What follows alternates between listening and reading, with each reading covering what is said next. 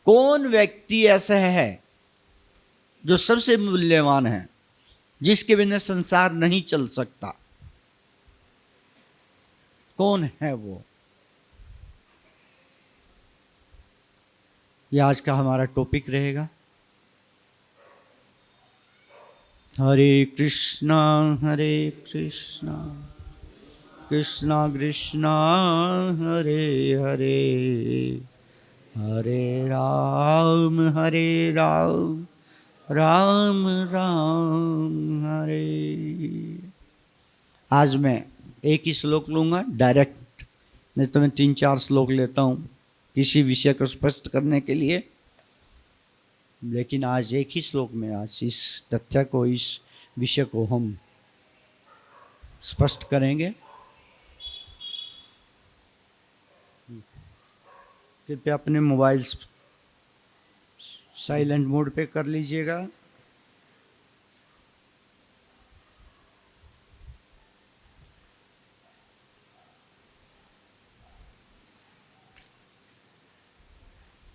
हरे कृष्णा कृष्णा कृष्णा हरे हरे, हरे राम राम राम। मेरे पीछे एक श्लोक बोलिएगा, ये श्रीमद् भगवत गीता के 7वें अध्याय का और 19वां श्लोक है। आप मोबाइल पे भी निकाल सकते हैं। मोबाइल पे गूगल सर्च में आप लिखेंगे गीता 7.19 तो श्लोक निकल के आ जाएगा।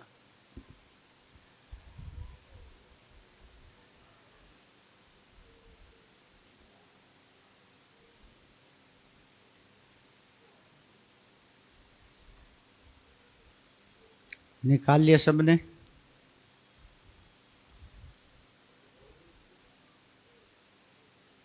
मेरे पीछे श्लोक बोलिएगा। बहुनाम जन्मनामन्ते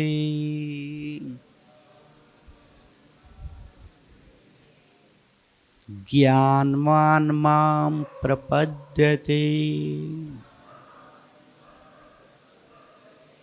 वासुदेवः सर्वमिति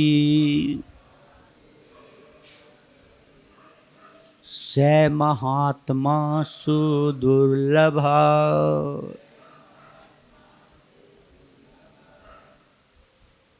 एक बार और बोलेंगे।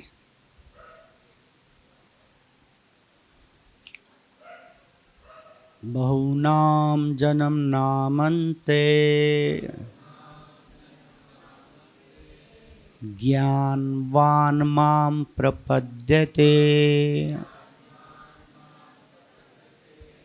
वासुदेवः सर्वमिति स महात्मा सुदुर्लभ।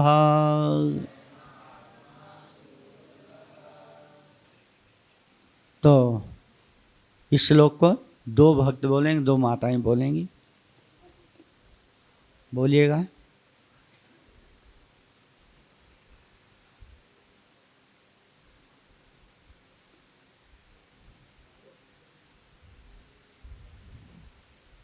जल्दी बोलिए, टाइम कम है। बहुनाम जन्म नामन्ते नाम जन्म नामन्ते ज्ञानवान् मां प्रपद्यते, ज्ञानवान् मां प्रपद्यते, वासुदेव सर्वमिति वासुदेवः सर्वमिति स महात्मा सुदुर्लभः। स महात्मा सुदुर्लभः। एक और भक्त बोल गया।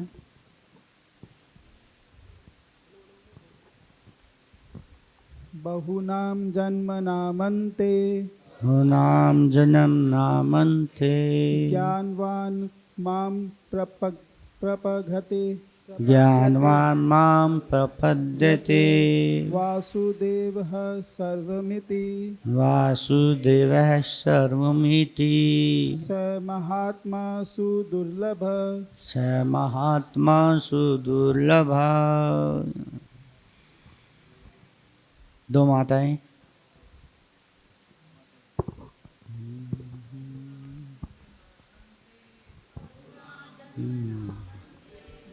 ज्ञानवानं प्रपते वासुदेव सर्वमिति स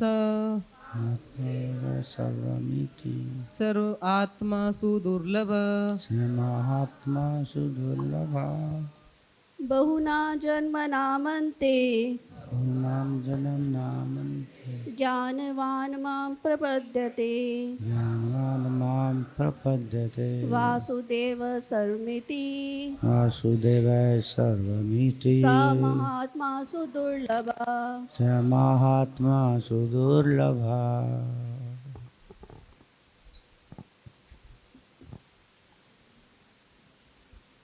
तो प्रिय भक्तों, इस श्लोक का जो अनुवाद इस प्रकार से है, बहुनाम, बहुनाम का अर्थ है बहुत से या अनेक, जन्मनाम, जन्मनाम का अर्थ है जन्मों के, अंते, अंते का अर्थ है अंत में, बहुनाम जन्मनाम अंते, बहुत बहुत जन्मों के अंत में या बहुत जन्मों के अंत में। बहुनाम बहुत से, जन्मनाम जन्मों के, अंते, अंत्य का अर्थ है अंत में, बहुत से जन्मों के अंत में या अनेक जन्मों के अंत में ज्ञानवान माम प्रपद्यते, ज्ञानवान व्यक्ति मेरी शरण ग्रहण करता है। माम का अर्थ है मेरी, प्रपद्यते का अर्थ है शरण ग्रहण करना। ज्ञानवान का अर्थ है ज्ञानी व्यक्ति, माम मेरी, प्रपद्यते शरण ग्रहण करता है। तो पहली लाइन का क्या अर्थ हुआ? हे अर्जुन, अनेक जन्मों के अंत में जब कोई वास्तविक ज्ञानी बन जाता है, उसके पुण्य एकत्रित होते, वो जब वो वास्तविक ज्ञानी बन जाता है, तब कहीं जाकर को वो मेरी शरण ग्रहण करता है।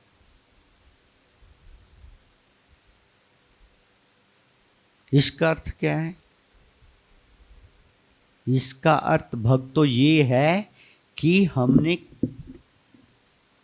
हम सभी ने अनेक अनेक जन्म के बाद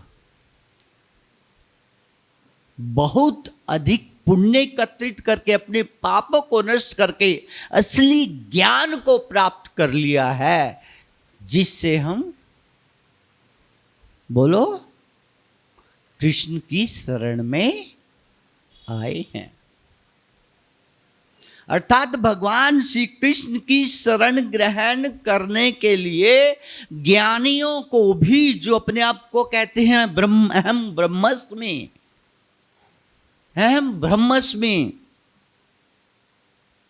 जो अपने आप को ज्ञानी कहते हैं, उन ज्ञानियों को भी मेरी शरण में आने के लिए एक नहीं कितने जन्म लगते हैं? बोलो, अनेक जन्म लगते हैं।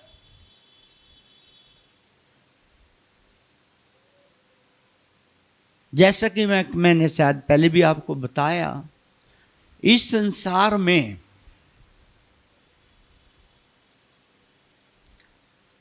जो ज्ञान मार्ग से चलते हैं,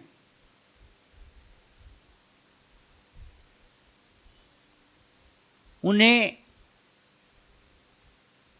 अपने ज्ञान मार्ग से भगवान को प्राप्त करने में करोड़ों जन्म लग जाते हैं। कितने जन्म लगते हैं? करोड़ों जन्म लग जाते हैं।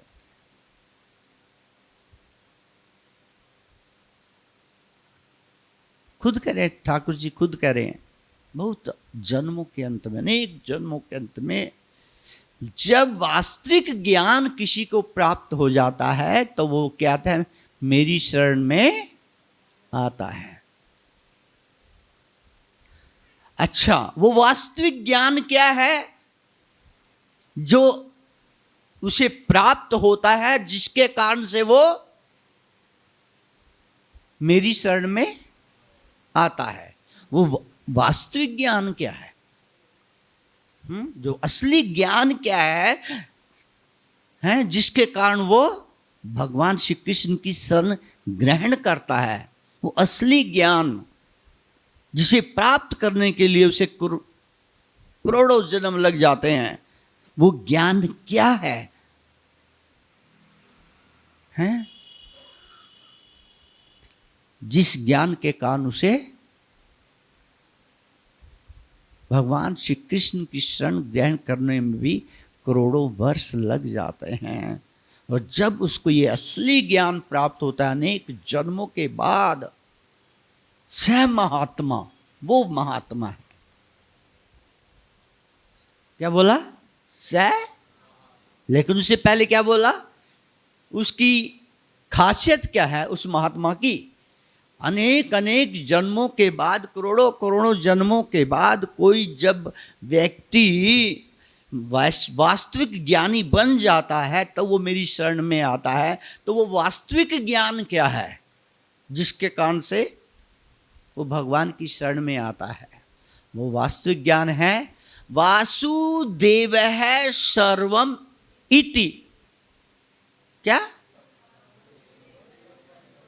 इति। बस तीन चीजें, वासुदेवः सर्वम इति। भगवान वासुदेव अर्थात मैं, भगवान अपनी तरफ इशारा कर रहे हैं, हे अर्जुन मैं वासुदेव कृष्ण सब कुछ हूं। मैं वासुदेव सब कुछ हूं। स महात्मा, जिसने इस बात को जान लिया वही महात्मा है। क्या? जिसने इस बात को जान लिया, केवल एक बात जान ली, ज्यादा की जरूरत नहीं। क्या जान लिया? वासुदेव है सर्वम इति। मैं वासुदेव श्री कृष्ण ही सब कुछ हूं। स महात्मा, वो महात्मा है। लेकिन ऐसा महात्मा सुदुर्लभा, ऐसा महात्मा बड़ा दुर्लभ है। प्रभुपाद जैसे महात्मा बड़े दुर्लभ हैं। प्रभुपाद जी ने कहीं कंप्रोमाइज नहीं किया। प्रभुपाद जी के ज्यादातर शिष्य कितने, वो कौन थे? अंग्रेज थे। प्रभुपाद जी जब संस्था का नाम लिखने लगे, हैं क्या नाम दिया जाए संस्था को, तो सारे अंग्रेज जो प्रभुपाद जी के शिष्य थे, प्रभुपाद से जुड़े हुए कुछ लोग थे, वो बोले इसका नाम लिख दो गॉड कॉन्शियसनेस। क्या लिख दो? God consciousness. किसी ने कुछ बताया, किसी ने कुछ बताया, लेकिन प्रभुपाद जी ने क्या बोला? No compromise. इसका नाम होगा Krishna consciousness, international society for Krishna consciousness. ये अंतरराष्ट्रीय श्री कृष्ण के भक्तों का क्या है? संघ है, संस्था है, संघ है। प्रभुपाद जी विदेश में गए, अमेरिका वालों ने पूछा, आप कृष्ण कृष्ण की बात करते हो, कृष्ण भगवान है, जीसस क्राइस्ट की बात क्यों नहीं करते हो? जीसस क्राइस्ट भी तो भगवान है हमारे। पोपा जी ने बोला, कौन से शास्त्र में लिखा है कि जीसस क्राइस्ट भगवान है? बताओ। कोई बोल नहीं पाया। बाइबल में है और बोल नहीं पा रहे। तब प्रभुपाद जी ने कहा, आपकी बाइबल में जीसस क्राइस्ट ने क्या कहा है? आई am the son of God. क्या बाइबल में हमें जीसस क्राइस्ट ने क्या बोला? I am son of God, मैं भगवान का पुत्र हूं। कहां लिखा है कि वो भगवान है? वो तो खुद कहते हैं मैं भगवान का पुत्र हूं। समझे? प्रभुपाद जी के पास मौलवी लोग आए, मौलवी लोग हैं मुसलमान, बोले आप कृष्ण कृष्ण की बात करते हो, तुम जो है अल्लाह अल्लाह क्यों नहीं बोलते? तो गोपाल जी ने पूछा कि कहां लिखा है? कहते हमारी कुरान में लिखा है। प्रभुपाद जी ने पूछा, कुरान में कहां लिखा है? मुंह बंद। प्रभुपाद जी ने कहा, आपकी कुरान में मोहम्मद ने लिखा था, हैं क्या, कि मैं पैगांबर हूं, भगवान का पैगांबर। I am the messenger of God. मैं भगवान का क्या हूं? पैगांबर हूं। बताओ कहां लिखा उन्होंने? मैं लेकिन हमारे भगवान श्री कृष्ण ने गीता में, हमारे शास्त्र गीता में साफ साफ हमारे भगवान ने कहा है, भगवान श्री कृष्ण ने कहा है। क्या कहा है? क्या? भोक्तारम यज्ञ तपसाम सर्वलोक महेश्वरम। मैं सारे लोगों का महाईश्वर हूं, एक लोग का नहीं। कितने लोगों का? बोलो। सारे लोग में कौन कौन सी आ गए? पृथ्वी लोक आ गए, नीचे के अतल वितल सुतल तलातल रसातल महातल पाताल, ये सातवीं पृथ्वी है। नीचे के लोकों के भगवान मालिक हैं, ऊपर के लोक पृथ्वी लोक, जिन लोक, तपह लोक, स्वर्ग लोक हैं, और शिव लोक, ब्रह्म लोक हैं। ये 14 भुवन जो हैं, जो 14 लोक हैं, एक ब्रह्मांड को बनाते हैं। तो भगवान श्री कृष्ण ने तो बोला, बस मैं तो सबका ईश्वर नहीं बोला, मैं तो महा ईश्वर हूं, ईश्वरों का भी ईश्वर हूं मैं। सर्वलोक, और एक लोक का नहीं। कितने लोगों का? बोल दो। सारे लोग, जितने भी लोग हैं, सब एक ब्रह्मांड नहीं है, समझिएगा, असंख्य ब्रह्मांड है। ये एक ब्रह्मांड 14 लोकों से बनता है। कितने लोकों से? 14 लोकों से ब्रह्मांड बनता है। नीचे के मैंने बता दिया आपको, क्या, अतल वितल सुतल तलातल रसातल महातल पाताल। ऊपर के लोक जैनो लोक, तपह लोक, स्वर्ग लोक हैं, शिव लोक, देवी लोक, ब्रह्म लोक हैं, ये सारे के सारे ऊपर के लोक हैं। तो इन ब्रह्म लोक तक और नीचे तक 14 लोक हो गए। इन 14 लोकों का क्या बनता है? एक ब्रह्मांड बनता है। और ऐसे ऐसे ब्रह्मांड भगवान विष्णु के श्वास श्वास से निकलते हैं और एक की संख्या में नहीं, करोड़ों की संख्या में निकलते हैं।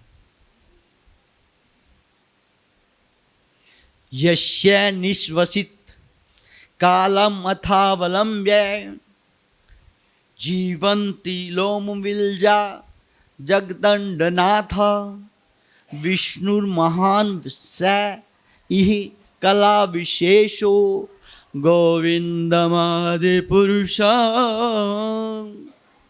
तमहं भजामि। ब्रह्मा जी जिसने सारे लोक बनाए हैं, 14 लोक, भगवान के द्वारा प्रदत्त शक्ति से भगवान ने उनको शक्ति दी और फिर उन्होंने क्या किया, ये सारे संसार को बनाया, इस ब्रह्मांड को बनाया। तो वो क्या कह रहे हैं, हाथ जोड़ करके भगवान श्री कृष्ण के आगे क्या कह रहे हैं, क्या, यस्य एक निश्वसित कालम अथावलंब्य। आप कहेंगे कहाँ है श्लोक, ये श्लोक है ब्रह्म संहिता का और 37वां श्लोक है, ब्रह्म संहिता 37वां वर्ष, ठीक है, 7। यस्य एक निश्वसित कालम अथावलंब्य, इसका क्या अर्थ है, यस्य, यस्य का अर्थ है जिसकी, एक, एक का अर्थ है एक, यस्य एक, निश्वसित, निश्वसित का अर्थ है निकली हुई, समझे, निकली हुई, जिसकी एक निकली हुई, यस्य एक निश्वसित कालम अथावलंब्य, अथावलंब्य का अर्थ है सांस, जिनकी एक निकली हुई श्वास, यथा करता है जिसकी, यशेक निश्चय से, यश करते हैं जिनकी या जिसकी निकली हुई एक श्वास, निश्वसित कालम, कालम करता है समय तक, जितने समय तक रहती है, ठीक है, यस्य एक निश्वसित कालम अथावलंब्य, अथावलंब्य करता है रहती है। तो क्या होता है, जीवंती लोम विलजा, उतने समय तक ही ब्रह्मा जी रहते हैं। क्या, ब्रह्मा जी रहते हैं। लोम विलजा का क्या अर्थ है, ब्रह्मा जी, लोम विलजा का अर्थ है ब्रह्मा जी। और ब्रह्मा जी कौन है, जगत अंडनाथ, यस्येक निश्वसित कालम थावलंब्य जीवंती लोम विलजा जगत अंडनाथ, जो सारे के सारे ब्रह्मांडों के क्या है, नाथ हैं, वो ब्रह्मा जी उतने ही समय तक रहते हैं जितने समय तक भगवान श्री महाविष्णु की एक श्वास निकलती है। समझे, यस्य एक, मैं संधि विच्छेद करके बता रहा हूं, वैसे शब्द है यस्य एक, लेकिन संधि विच्छेद से क्या होता है, ये यस्य एक निश्वस, यस्य एक बनता है, यस्य कहता है जिनकी, एक करता है एक, यस्य एक निश्वसित निकली हुई, जिनकी एक निकली हुई, कालम समय तक, अथावलंब्य रहती है, कब तक, जीवंती लो जगत अंड लोकनाथ है, सारे ब्रह्मांड के स्वामी ब्रह्मा जी के जीवन का जीवन तब तक ही रहता है। जीवंती कहते हैं जीवित रहते हैं। कौन? लोम विलजा। लोम विलजा का अर्थ है ब्रह्मा जी। उतने समय तक ही ब्रह्मा जी जो सारे ब्रह्मांडों के निर्माण करने वाले हैं उतने समय तक ही जीवित रहते हैं। कितने समय तक?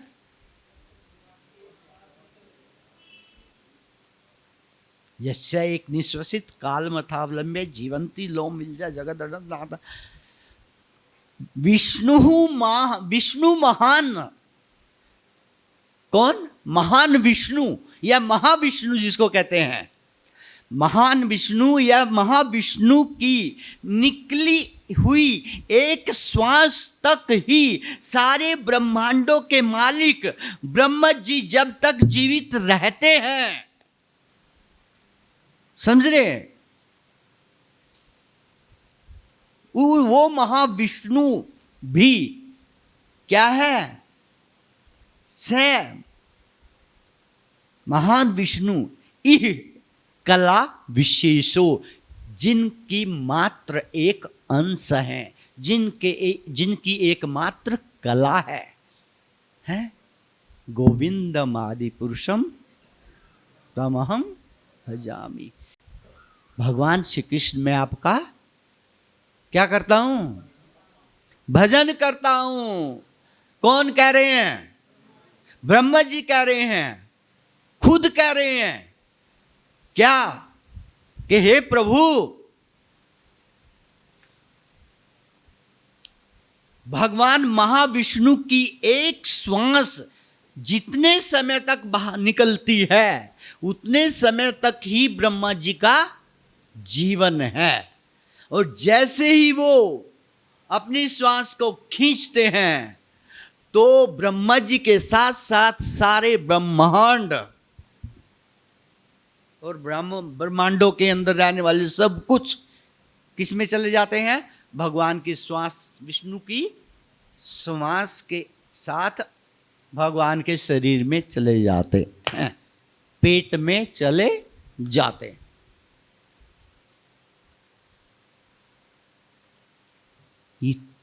और सुनो, ब्रह्मा जी का एक दिन कितना बड़ा होता है? ब्रह्मा जी का एक दिन 1000 चतुर्युग के बराबर होता है। क्या आप करे कहां से बोल रहे हैं? श्रीमद् भगवद गीता 8वां अध्याय 17वां श्लोक। ठीक है, यहां पर भगवान कह रहे हैं क्या? कह भगवान कहते हैं सहस्त्र युग पर्यंतम हरियद ब्रह्मणो विदु। सहस्त्र युग पर्यंतम, जब 1000 युग बीत जाते हैं, सहस्त्र युग पर्यंतम, अह का अर्थ है दिन है। सहस्त्र युग पर्यंतम अहर्यत ब्रह्मणो विदु। जब 1000 वर्षों तक जो ब्रह्मा जी हैं वो रहते हैं, और रहते भी कब? जब दिन होता है। क्या होता है? दिन होता है। क्यों? रात हुई तो सो जाएंगे, रात हुई तो इसलिए अह लगाया। अह का अर्थ है दिन, भगवान श्री कृष्ण ने लगाया है। तो ब्रह्मा जी का एक दिन है 1000 सहस्त्र युग के बराबर। कितने? 1000 सहस्त्र चतुर्युग के बराबर। और एक चतुर्युग कितने सालों का होता है? सुनिएगा, एक चतुर्युग होता है, एक युग जो होता है उसमें कली सबसे छोटा, सबसे कम आयु का होता है। कली की आयु 4,32,000 है। फिर उसके बाद द्वापर, द्वापर की आयु 8,64,000 वर्ष है। त्रेता की आयु 4,64,000 में फिर 4,32,000 जोड़ दीजिएगा, कितनी होगी? 12,96,000। और फिर जब उसमें 4,32,000 और जोड़ देते हैं तो कितना बनता है? 17,18,000 वर्ष। 28 मतलब 17,28,000 वर्ष एक चतुर्युग की आयु होती है। और कितने चतुर्युग? 1,000 चतुर्युग ब्रह्मा जी का एक दिन होता है। और रात्रि भी उतनी बड़ी होती है, रात्रि भी उतनी बड़ी होती है। उसके बाद, ये तो एक दिन की बात है, उसके बाद महीना होता है, और उस महीने के बाद साल होता है, और साल के बाद ब्रह्मा जी की आयु टोटल 100 वर्ष है। कितनी है? 100 वर्ष ब्रह्मा जी की आयु है। अब लगा लो कितनी लंबी आयु ब्रह्मा जी की है, काउंट भी नहीं कर पाओगे। लगाओ दिमाग। हमारी काउंटिंग से ब्रह्मा जी की आयु, और वो ब्रह्मा जी क्या कह रहे हैं स्वयं? सुनो, वो ब्रह्मा जी भी कह रहे हैं यस्य इहि कला विशेषो, मैं ब्रह्मा भी जिनका मात्र केवल एक अंश हूं, कला विशेष हूं, कला हूं, अंश हूं। इसलिए हे आदि पुरुष गोविंद, मैं आपका क्या करता हूं? भजन करता हूं। मूर्ख व्यक्ति भगवान कृष्ण का भजन नहीं कर सकते। अवजानन्ति मां मूढ़ा, अर्जुन मेरे को मूर्ख व्यक्ति जान ही नहीं पाएंगे, खुद बोल रहे हैं भगवान। अवजानन्ति 9वें अध्याय के 11वें श्लोक में, अवजानन्ति मां मूढ़ा, मैं मूर्खों का विषय नहीं हूं। ब्रह्मा, शिव, इंद्र, चंद्र, जो बड़े बड़े पदों पर स्थित हैं, ज्ञानी व्यक्ति हैं, वो मेरे को समझते हैं। मूर्ख व्यक्ति मेरे को नहीं समझ पाएंगे। हरे कृष्ण कृष्ण कृष्ण हरे हरे, हरे राम राम राम हरे हरे। तो श्लोक पे आइए दोबारा पुनः, come on the point, come on the श्लोक। श्लोक में क्या कहा गया? वासुदेवः सर्वम इति। वासुदेव अर्थात मैं वासुदेव श्री कृष्ण सब कुछ हूं। जब कोई अपने ज्ञान के द्वारा इस पॉइंट तक पहुंच जाता है, क्या?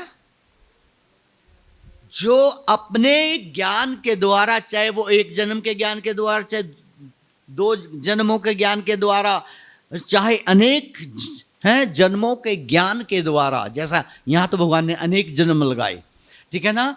कितने भी जन्मों के बाद जब किसी व्यक्ति को असली ज्ञान प्राप्त होता है, और वो ज्ञान क्या? कि वासुदेवः सर्वम इति, मैं वासुदेव श्री कृष्ण सब कुछ हूं, स महात्मा, वो महात्मा है, वो महात्मा है।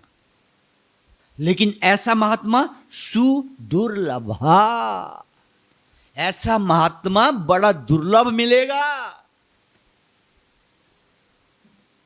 ऐसा महात्मा मिलने वाला बड़ा दुर्लभ मिलेगा। कौन से महात्मा मिलेंगे? वो महात्मा मिलेंगे ओ सब बराबर है, किसी की भी पूजा कर लो।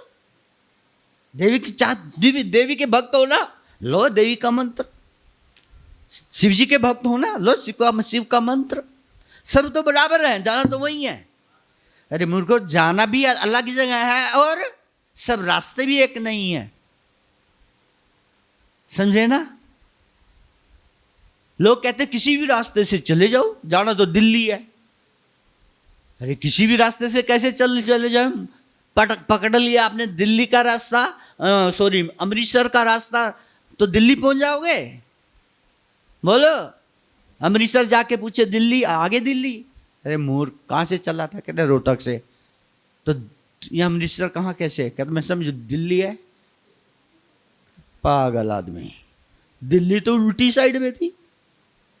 सारे रास्ते एक नहीं हैं और उद्देश्य भी एक नहीं है, गोल भी एक नहीं है ऐसे लोगों का। तो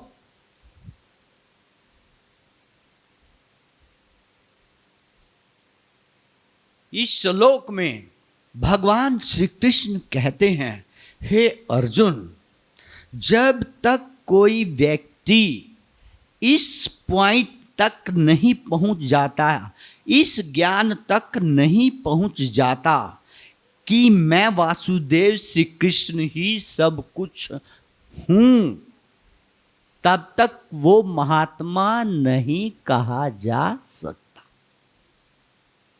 बस बहुत से लोग पूछते हैं, प्रभु महात्मा की डेफिनेशन क्या है? महात्मा कहते किसे हैं?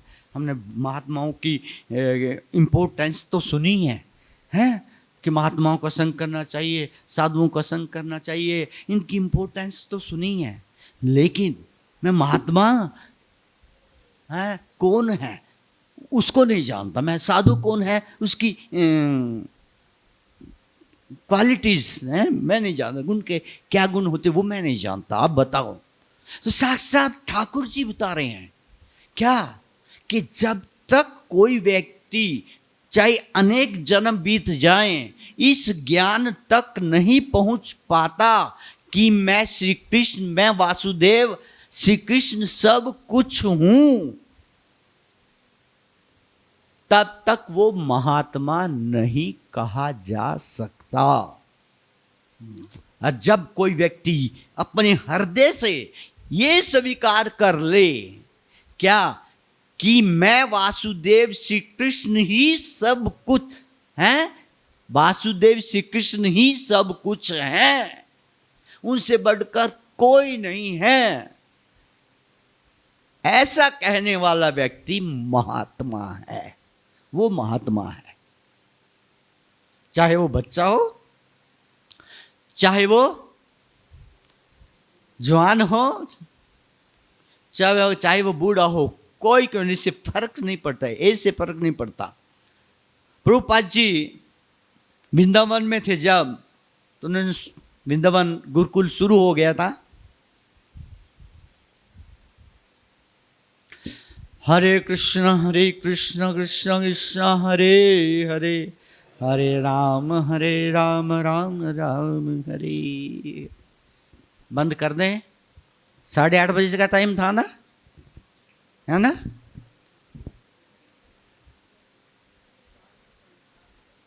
सुनना चाहते हैं यहीं रोक दें, जो सुनना चाहते हैं हाथ उठाओ। हम तो हर रोज नहीं आते, हम तो कभी कभी आते हैं, ठीक है? सब सुनना चाहते हैं, ठीक है? तो हाँ, 1-2 की तो मजबूरी होती है, कोई प्रॉब्लम नहीं है, लेकिन ज़्यादातर तो सुनने वाले हैं। प्रभुपाद जी अपने कमरे में बैठे हुए थे वृंदावन में, तो प्रभुपाद जी बाहर आए कमरे से, बड़ा कीर्तन कर रहे थे। प्रभुपाद जी को सुनाई दिया कि बहुत बड़ा अच्छा कीर्तन चल रहा है मंदिर में, तो अपने कमरे से बाहर आए प्रभुपाद जी। प्रभुपाद जी जब बाहर आए तो देखा कि अमृतसर से कुछ लोग आए हैं। कौन आए हैं? महात्मा के रूप में कुछ लोग अमृतसर से आए हैं, महात्मा के वेश में थे। बड़ा सुंदर कीर्तन किया, हरि बोल हरि बोल, राधे श्याम राधे श्याम हैं। और आधे घंटे के बाद सारे, उस समय प्रभुपाद जी के भारतीय शिष्य नहीं थे, सारे क्या थे? विदेशी शिष्य थे प्रभुपाद जी के पास हैं। प्रभुपाद जी ने 10,000 अंग्रेजों को अपना शिष्य बनाया था। उनके साथ सारे विदेशी थे। सारे विदेशी शिष्य देख करके हैरान, अरे कितने पक्के भक्त हैं, कितने अच्छे भक्त हैं, हैं कितना सुंदर कृष्ण का कीर्तन करते हैं, कृष्ण का गुणगान करते हैं। प्रभुपाद जी के पास गए। प्रभुपाद जी तो पास में ही खड़े थे। Prabhupada ji see them, they are doing so nice kirtan, they are so much love to lord Shri Krishna, they are really pure devotees. Prabhupada ji ने कहा वेट फॉर सम टाइम। तो उन्होंने क्या किया? अपना कीर्तन बंद किया। कीर्तन बंद करने के बाद वो प्रभुपाद जी के पास आए। प्रभुपाद जी के पास आए तो प्रभुपाद जी ने उनसे पूछा, हाँ भाई बताओ भगवान कौन है? डायरेक्ट क्वेश्चन पूछा प्रभुपाद जी ने। पूर्ण भगवान कौन है? सबसे श्रेष्ठ भगवान कौन है? तो कोई उनमें से कह रहे हैं शिव जी, कोई कह रहा ब्रह्मा, कोई कह रहा है देवी, कोई गणेश जी। किसी का एक मत नहीं।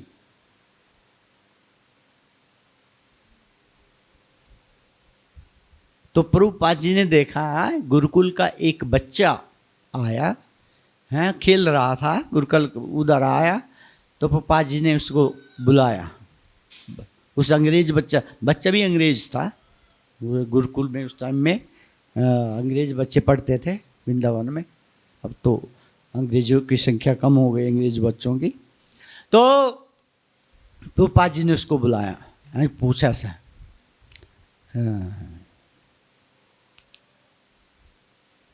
Tell me who is God. तो बच्चा बोला lord Shri Krishna is the supreme personality of Godhead. Shri Krishna ही भगवान है। उत्तर दिया बच्चे ने, क्या श्री कृष्ण ही?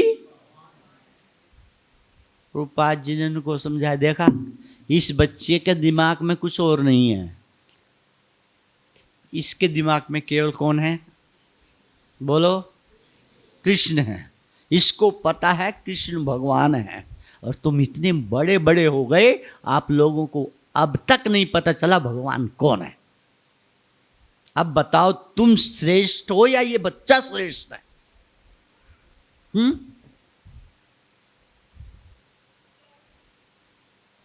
सो दुर्लभ, सुदुर्लभ। ऐसा महात्मा बड़ा, बोलो, दुर्लभ है। नहीं तो ऐसे से महात्मा है क्या?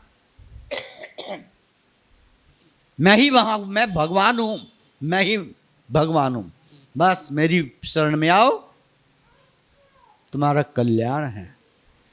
कुछ कहते हैं कि जिस मर्जी की पूज लो, बस एक को पूज लो, सब बराबर हैं, सब क्या है? भगवान है। कुछ कहते हैं भगवान लाइट है, लाइट, ब्रह्म ज्योति। कुछ कहते हैं वो तो जीरो है, एक व्यक्ति ने पूछा जीरो है? जीरो का मतलब? कहते क्या बताऊं? कहते बताओ। उसने क्या ली? एक तलवार ली, तलवार रखी हुई उसके पास। जब तलवार से हवा में ऐसे मारा,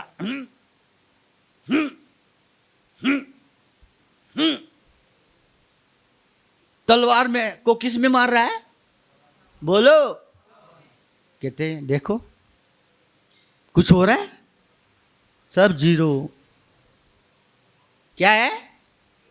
सब जीरो, अर्थात कुछ भी नहीं है। ये सारे संसारी सारे जीरो है। ये यही भगवान है, ये जीरो ही भगवान है।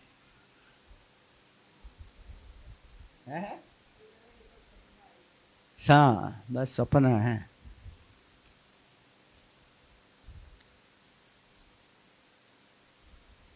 तो ज्यादातर महात्मा लोग, वास्तव में मैं तो उनको कहूंगा वो महात्मा ही नहीं है। जो ये खुलकर नहीं बोल सकता, क्या Shri Krishna, Lord Shri Krishna is the supreme personality of God head. भगवान श्री कृष्ण ही असली भगवान है, सर्वश्रेष्ठ भगवान है, उनसे बढ़कर कोई नहीं है। तब तक वो महात्मा हो ही नहीं सकता। उसको महात्मा मत मानो। जो अन्य देवी देवताओं की चर्चा करता है, उनको कृष्ण के बराबर बताता है, ये ऐसे महात्मा नहीं है। ऐसे लोग महात्मा नहीं है। अब दूसरे एग्जाम्पल से मैं बताता हूं आपको। अच्छा, इसकी ये तो है जो भगवान श्री कृष्ण को क्या नहीं मानता? बोलो। सब कुछ सारी सृष्टि का कर्ता नहीं मानता, परम भगवान नहीं मानता, वासुदेव है सर्वम इति ये नहीं मानता कि भगवान श्री कृष्ण ही सब कुछ हैं। इस बात को जो स्वीकार नहीं करता, तो क्या वो महात्मा है? बोलो बोलो। भगवान श्री कृष्ण के अनुसार जो व्यक्ति ये नहीं कहता क्या भगवान श्री कृष्ण ही सब कुछ हैं, क्या वो महात्मा हैं? बोलो। लेकिन आप उन्हीं का संग करते हो। ऐसे लोग लेके कहां जाएंगे? यही लोग जो हैं जन्म मृत्यु के चक्कर में फंसाएंगे। ठाकुर जी ने सुदुर्लभ कहा, ऐसा महात्मा बड़ा दुर्लभ है। मधुसूदन सरस्वती पाद, क्या? मधुसूदन सरस्वती पाद बहुत बड़े मायावादी थे। मायावादी किसको कहते हैं? कौन बताएगा? मायावादी किसे कहते हैं? कुछ लोग भगवान को मायावादी, मायावादी जो है भगवान को है माया का बना हुआ कहते हैं कि जैसे हम माया से भी मद हैं, ऐसे ही सब कृष्ण राम वगैरह सब क्या माया के अधीन है। क्या है वो? माया के अधीन है। वो भगवान नहीं है। वो तो क्या है, बस पुरुष महापुरुष हो सकते हैं, बाकी सब क्या है? माया के अधीन होने के कारण क्या है? वो सारे के सारे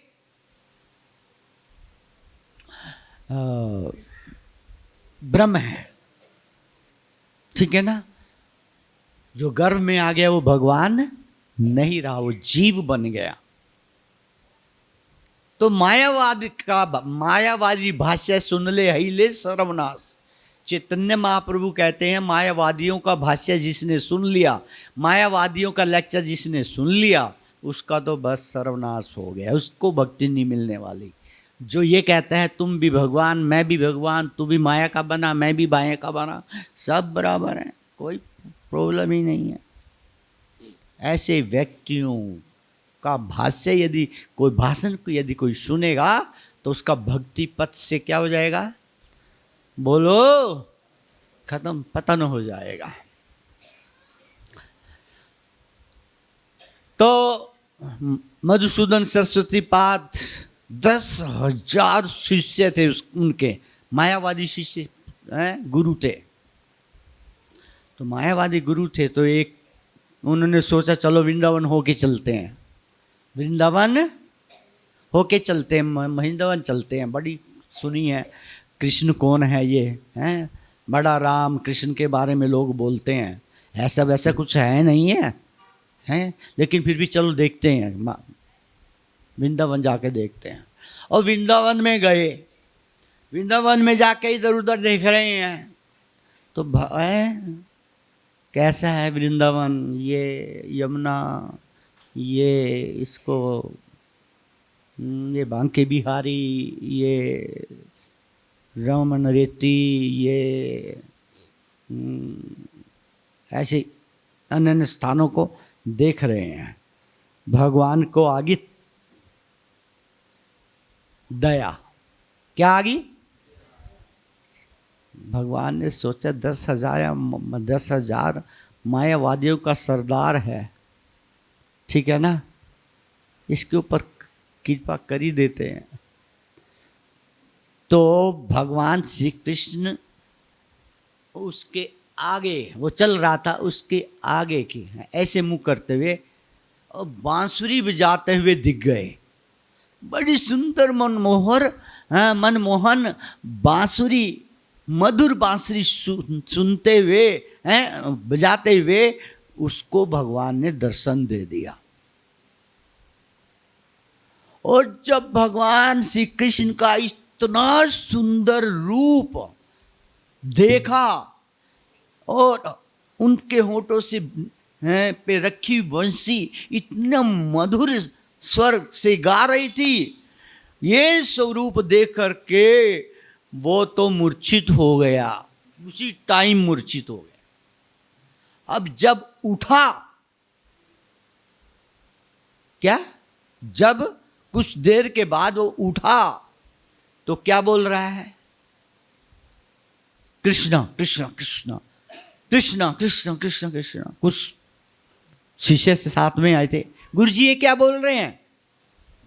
कृष्ण बोल, तुम भी बोलो, हरे कृष्णा हरे कृष्णा हरे कृष्णा हरे कृष्णा हरे कृष्णा हरे कृष्णा। तुम भी बोलो हरे कृष्णा। गुरुजी क्या हो गया? अरे राम और कृष्ण तो कोई है नहीं, आप तो खुद बताते हैं वो तो माया के अधीन है, वो भगवान थोड़ी है, वो भी हमारे जैसे, तो उनका शरीर है सब कुछ, माया का बना हुआ शरीर है, उनका भी माया का बना हुआ शरीर है।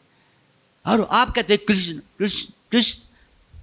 गुरुजी ने जरा चुप, बोलो हरे कृष्ण कृष्ण कृष्ण हरे हरे, हरे राम राम राम हरे हरे, हरे कृष्ण कृष्ण कृष्ण हरे हरे, हरे राम हरे हरे। तो चुप नहीं हो रहे शिष्य ने, लगे पागल हो गए लगता है हमारे गुरुजी। तो शिष्य ने सोचा हमारे गुरुजी पागल हो गए हैं, ले गए सीधा, काशी में रहते थे, गुरुजी को पकड़ के लेके गए काशी में। शिष्य बाकी सारी शिष्य हैं, 10,000 शिष्य काशी में थे। उन्होंने पूछा गुरुजी हमें वेद पढ़ाओ ना, वेदांत सूत्र सिखाओ ना। कहते दूर भागो, कुछ नहीं है, मेरे साथ बोलो हरे कृष्णा कृष्ण कृष्ण हरे हरे, हरे राम राम राम हरे। अरे गुरुजी ये क्या बोल रहे हैं? चुप, बोलो मेरे साथ हरे कृष्ण कृष्ण कृष्ण हरे हरे, हरे राम। गुरुजी क्या हो गया? राम और कृष्ण तो आप कहते थे हमारे जैसे हैं। चुप, बोलो हरे कृष्ण कृष्ण कृष्ण हरे हरे, हरे राम राम राम। गुरुजी आप पागल हो गए क्या? चुप, बोलो हरे कृष्ण कृष्ण कृष्ण हरे। सारे शिष्य डर गए हैं, तो ये डांटने लग रहे हैं। तब उन्होंने एक श्लोक बोला, क्या बोला? कृष्णात् परम किम अपि तत्वम अहम न जाने। क्या? कृष्णात् परम किम अपि तत्व अहम न जाने। कृष्ण से बढ़ करके कोई तत्व है मैं जानता ही नहीं।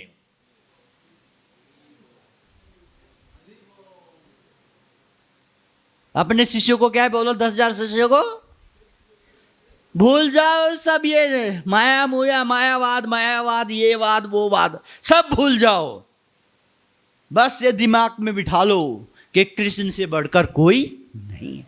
कृष्णात परम किम अपि तत्वम अहम न जाने।